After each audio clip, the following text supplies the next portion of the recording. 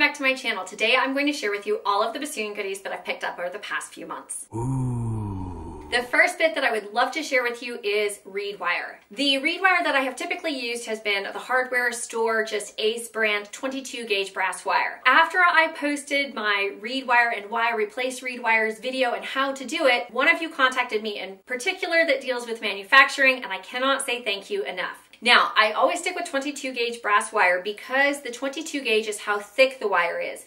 But one of you guys mentioned when I said that the flexibility varied by company and manufacturer, that the difference of flexibility was in how much lead was included in the wire. Oh no! Immediately warning bells went off in my head, largely because lead in houses, lead paint, just lead in general is toxic. And if I am working with wire that has lead in it on a regular basis, that's seeping in, I'm sure, through my hands. It's also probably seeping into the reed water as I am soaking the reeds. For all I know, it could be seeping into the cane fibers. And as I am trying to limit the toxins in my body, as well as the reeds that I'm making for you guys, I want to make sure that those are safe.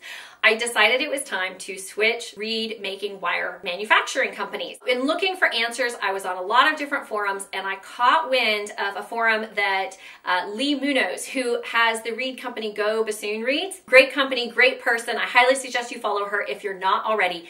She mentioned to a friend of mine to purchase from Leigh. So I went on to their website, and on their website they have 22 gauge brass wire, and they have a chemical breakdown of all of the materials that are used to make their soft brass wire.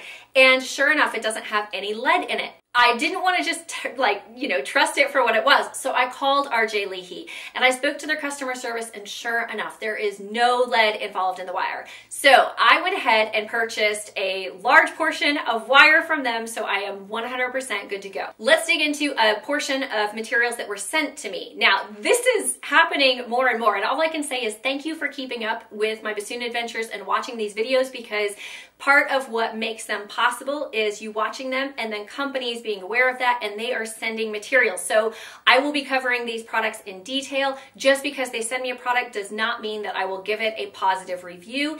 It's one of those, I will share all of the facts, all of my experiences with it, and then it's up to you to make the decision of whether or not that's going to match your artistry and your style. I was sent 2 bocals by David Nissen. He is a British manufacturer, and unlike other bocals that are manufactured with a seam, he is actually bending a tube. And he sent me 2 of them, one in a regular bend and one in a British bend. The goal was for me to choose the one that I like best and then return the other. So if you're not already, be sure to subscribe so you do not miss that video.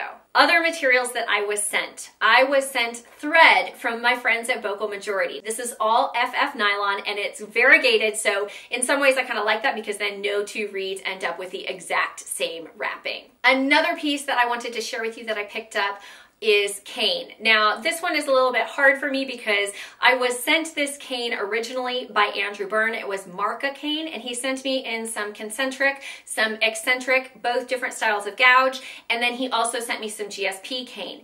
It took me a while to work through that cane because I was recording Eryn out of the box, so I didn't want to do a lot of testing different cane while that was happening because I really wanted to make sure all of my reeds were doing what I was used to and normal. But since that album is now released, I have been testing the cane. I fell in love with it. And the problem is, when I contacted him and said, hey, I love your cane, I'm ready to give it a fantastic review, he said, I only have 4 bundles of that left. And I said, okay, send me all 4 bundles and tell me what else you can get in stock. He said that he has some Gonzalez cane from 2014 to 15, which is fantastic because it's aged, so it's a little bit harder. So for many of the reed makers I know that have been noting that this year's cane in particular is a little bit softer, dealing with aged cane, you're not going to have as much of a challenge with that. He also is going to process several other different styles of cane that I'm going to purchase with my own money so that I can offer reviews to you guys on what it is that I like. Another piece that I picked up, and I picked this up largely as a video request to you guys, is a new journal. Now this journal is fantastic because it's holographic. I mean, let's just have a hollow moment there. Oh, so exciting. Okay, now this is a read journal. Now I picked this up at Anthropologie on one of their super sales, and I enjoy it because it has a spiral binding on the side so I can open it up and it will lay flat open. On the inside it also has pockets so I can put any little flyers or papers that I've copied in there with extra notes, and then it has lined pages. So I am going to take you through how I set up my read journal. Many of you have asked for details on what I do and what I keep in my read journal as you are getting ready to start your own read journal. We'll share with you the journals that I do have and that are done, the pertinent information, and the notes that I take as I am forming a read. If you enjoyed this video, be sure to give it a thumbs up, and if you don't want to miss a future video, be sure to click that subscribe button, and I will see you guys next time. Bye!